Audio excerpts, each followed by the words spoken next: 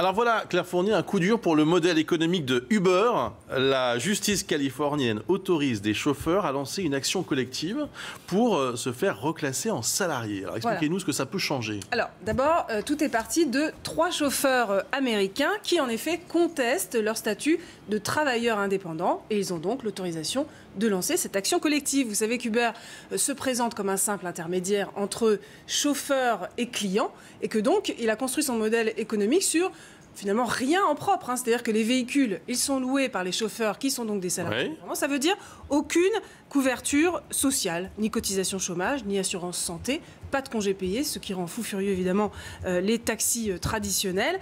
Et là où cette class action est très inquiétante pour Uber, c'est que l'avocate qui représente les plaignants, Shannon Liss Riordan, a déjà gagné un procès du même type face à FedEx, vous savez, le spécialiste de la livraison de colis, qui lui aussi fait appel à des travailleurs indépendants.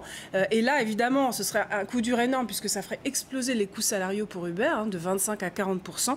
Et c'est aussi, ça pourrait être un précédent pour des dizaines de startups qui fonctionnent précisément sur ce modèle de l'emploi de sous-traitants.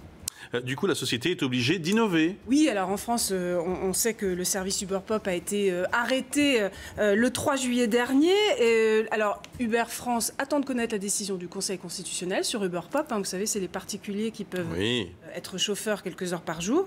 Fin septembre, on devra avoir la réponse. En attendant, Uber lance de nouveaux services comme par exemple Uber Pool, qui est un peu moins connu, mais qui est une forme de covoiturage. Donc la possibilité de partager avec d'autres clients un trajet pour diviser d'autant plus les frais. Ça existe, vous savez, c'est la moitié des commandes Uber à San Francisco. Ce que je voulais dire, c'est que c'était une façon un peu de contourner le problème Uber Pop aussi. Oui, exactement. Voilà. Donc ils cherchent la parade. Et puis on a parlé aussi sur ce plateau de Uber Eats, la livraison à domicile qui est déjà lancée aux États-Unis et à Barcelone.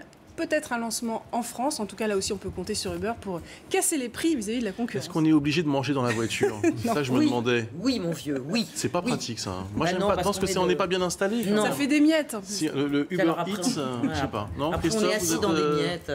Et si vous allez chez le joueur anglais qui vous loue sa maison par Airbnb, là, ça commence à devenir compliqué. Bon, écoutez, on va voir. Merci beaucoup, Claire Fournier.